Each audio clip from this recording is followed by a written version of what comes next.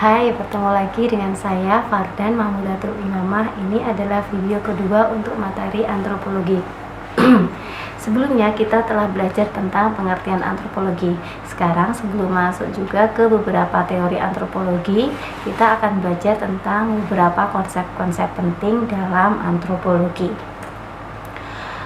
Saya ingatkan kembali sebelumnya dalam antropologi ada 4 cabang. Yang pertama adalah biological antropologi, yang kedua adalah linguistik antropologi, yang ketiga adalah arkeologi, yang keempat adalah cultural antropologi. Dan di sini saya akan menyebut saja, kita akan belajar hanya cultural antropologi untuk 1 semester ke depan. Dan saya hanya akan menyebutnya sebagai antropologi. Penjelasan kali ini kita akan membahas 2 konsep. Yang pertama adalah culture, yang kedua adalah religion.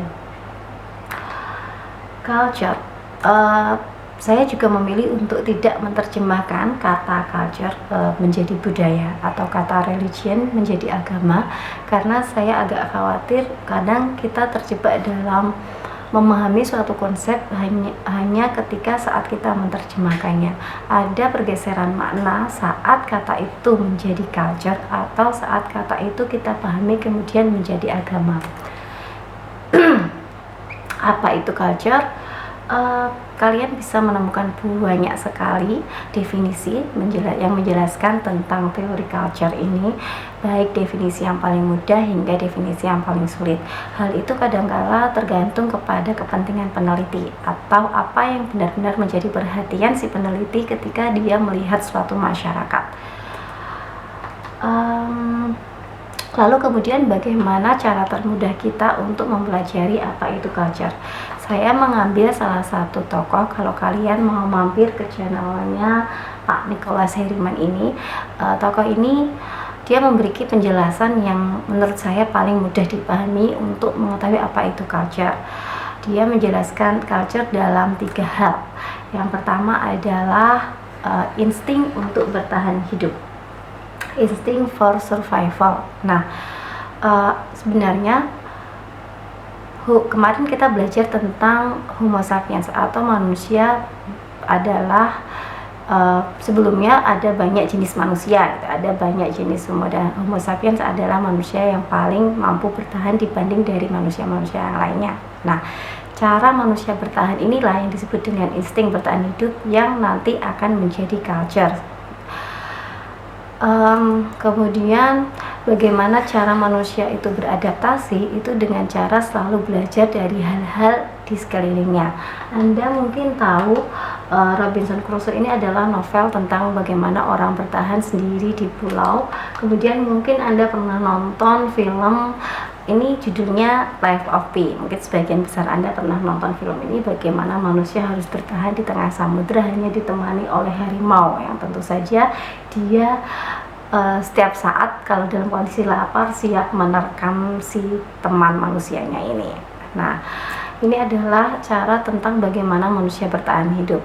Tetapi tidak hanya itu saja. Setelah dia belajar tentang bagaimana bertahan hidup, dia juga harus membagikan. Maka karakter kedua selain kemampuan belajar dan memahami untuk bertahan hidup, karakter yang kedua dari culture adalah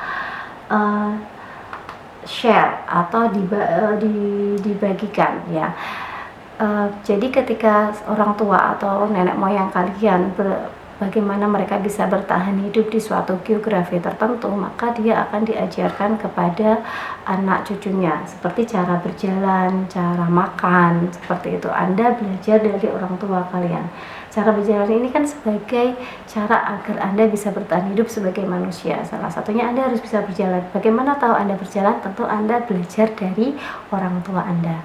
Nah, itu yang dimaksud dengan karakter yang kedua, bahwa yang namanya culture itu share atau dibagikan. Biasanya juga disebut dengan sharing values atau membagikan nilai-nilai yang dari nenek buyut, leluhur kepada keluarga sampai ke anak cucunya. Terus karakter yang ketiga adalah taking for granted atau apa sih istilahnya? Anda terima begitu saja, seperti misalnya di upacara pernikahan ini, misalnya ada tradisi menginjak telur dari pengantin laki-laki, kemudian dibersihin kakinya oleh pengantin perempuan. Kalau ditanya mengapa demikian, sejak kapan tradisi ini, itu pasti sulit sekali untuk mengetahui awal mula tradisi ini. Ya sudah turun temurun biasanya penjelasannya seperti itu yang disebut dengan taken for granted. Kita terima apa adanya gitu. Paling yang kita terima penjelasan dari orang tua adalah nilai-nilainya tadi ya. Sebelumnya kita ngomongin tentang sharing values, itu biasanya nilai-nilainya. Kenapa sih kita setiap panen kemudian ada arak-arakan berupa gunungan sayur-sayuran ini gitu? Oh, itu sudah ada sejak dulu gitu kan. Nilai-nilainya paling yang dijelaskan ke Anda adalah oh ini adalah tanda syukur kita dan lain sebagainya. Kalau untuk pengantin, oh ini adalah bentuk ketaatan istri kepada suami gitu dan lain sebagainya. Tadi ya, yang ketiga karakternya adalah taken for granted. Jadi contohnya ada seorang bapak-bapak lihat anak pang, ya meskipun pang potongannya tapi dia tetap bersikap sopan santun, nyuwun sewu derek langkung Pak Dik gitu. Nah, sopan santun, tingkah laku seperti itu diajarkan secara turun temurun. Kebenaran, kebaikan, moral dan lain sebagainya begitu diajarkan oleh orang tua kalian. Itu juga bagian dari culture. Biasanya makna ini adalah salah satu pengertian culture yang menurut saya juga cukup sederhana dari Kohlberg and Persson, yaitu nilai-nilai, ide, simbol yang biasanya membentuk karakter manusia. Seperti tadi, Anda diajarkan kebaikan, Anda diajarkan nilai, moral dan lain sebagainya dari orang tua.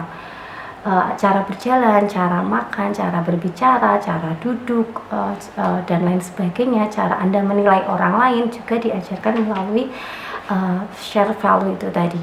Kemudian pengertian yang paling sederhana itu malah justru datang dari seorang tokoh namanya Hofstede. Dia menjelaskan bahwa culture ini sebagai the collective programming of the mind, yaitu bagaimana tadi ya suatu nilai-nilai pemikiran kita yang sudah diprogram sedemikian rupa, yang membedakan kita dengan komunitas lain, yang membedakan masyarakat Jawa dengan masyarakat Sunda, dengan masyarakat Batak dengan masyarakat Minang, atau orang Indonesia dengan orang Barat, orang Eropa, atau orang Cina, atau orang Jepang dan sebagainya.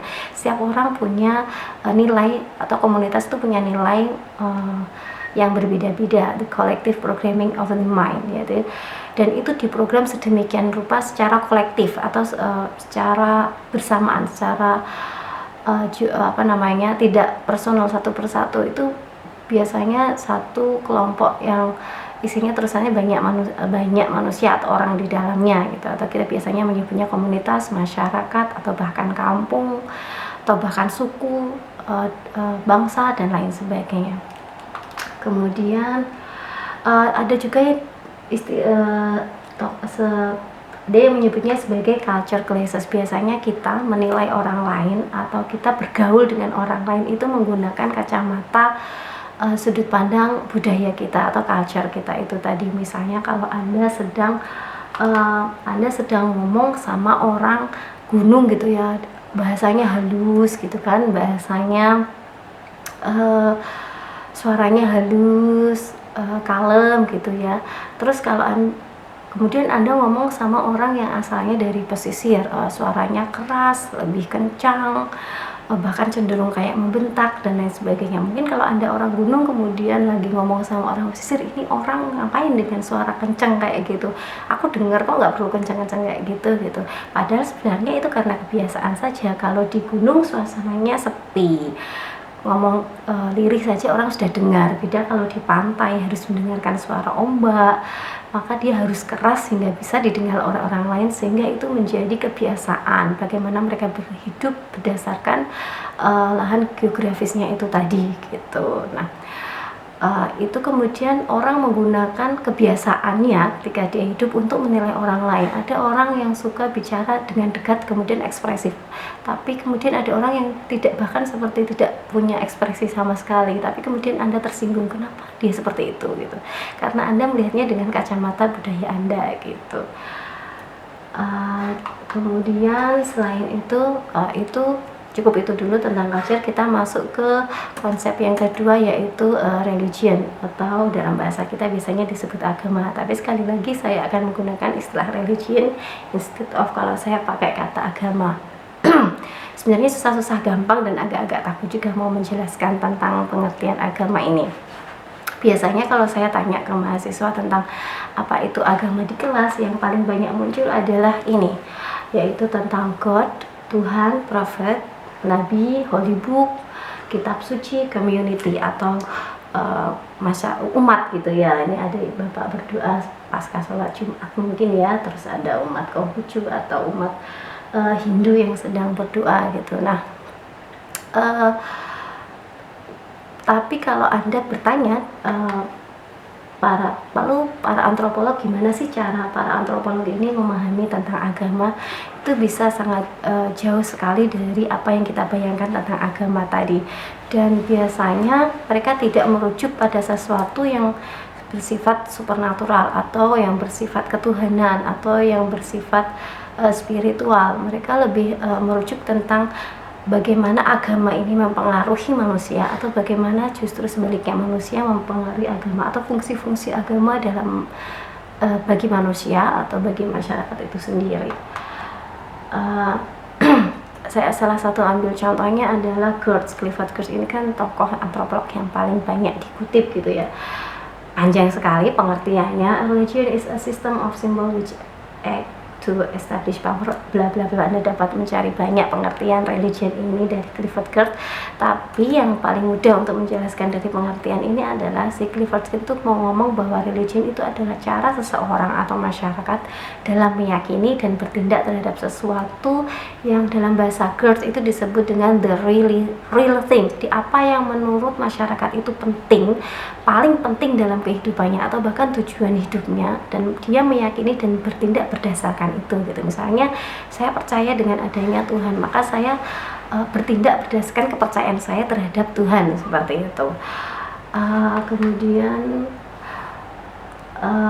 the really real itu bisa macam-macam ya. Misalnya dalam tradisi agama Islam kita ada yang namanya ayam ingkung ini ya, ayam ingkung manakib gitu. Biasanya orang baca manakib ayam ingkung tadi nanti dianggap membawa berkah atau memberi keberkahan karena doa-doa tadi. Kemudian ada sesajen orang Jawa atau sesajen orang Cina gitu. Itu the real sesuatu yang mereka anggap benar-benar penting, dan mereka bertindak, berpikir berdasarkan hal yang mereka anggap penting itu tadi gitu.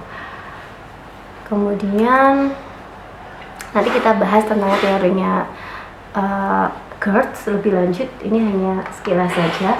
Kemudian terus apa sih hubungannya, what is the relationship, hubungan antara religion and culture gitu ya. Nah ini agak-agak debatable di antara para antropolog. Tapi yang paling saya sukai adalah pengertian dari Max Weber sama Emil Durkheim ini, bahwa Durkheim sama Weber ini mengatakan sebenarnya tuh religion sama culture tuh ya hampir-hampir sama. Sometimes religion bisa menjadi berkarakter kayak culture, atau dia pasti di dalam religion itu ada culture, kemudian atau sebaliknya, kadang culture itu bisa sekuat atau menjadi religion gitu. Nah orang biasanya agak-agak bingung sama pengertian ini karena Emil Durkheim dan Max Weber ini lebih mendefinisikan agama itu tadi fungsinya dalam masyarakat, karena agama itu kan bersisi keyakinan, nilai, tindakan yang dipatuhi oleh para anggotanya. Nah keyakinan, nilai, yang tindakan itu tadi kan juga membentuk kebiasaan manusia yang kemudian jadilah culture gitu loh. Maksudnya akhirnya religion dan culture itu susah untuk dibedain. Dalam satu masyarakat itu biasanya dia satu gitu, atau bahkan sama gitu. Nah ini kadang yang bikin orang bingung pengertian ini, karena orang biasanya merujuk culture pada suku, sedangkan agama itu pada keyakinan. Jadi misalnya orang Jawa itu culture-nya Jawa tapi agamanya Islam, ada orang Jawa beragama Islam, Jawa itu dianggap sebagai culture, Islamnya itu dianggap sebagai agama gitu. Itu yang pemahaman yang paling sering dipakai di Indonesia gitu. Tapi kalau Anda belajar Max Weber dan Emil Durkheim itu bahkan agama dan culture itu sangat kabur, mirip satu dengan yang lain gitu. Kemudian Ini tadi ya pengertiannya si yang atas pengertiannya Emil Durkheim, yang bawah pengertiannya Weber. Define religion as unified system of belief and practice left to sacred things. Sacred thing ini nanti merujuk kepada culture ujung-ujungnya. Sama menurut Max Weber, religion is an also example of an cultural universal. Sama religion ujung-ujungnya dia juga jadi culture gitu. Nah, agak-agak nanti kita akan banyak belajar tentang teori ini ya.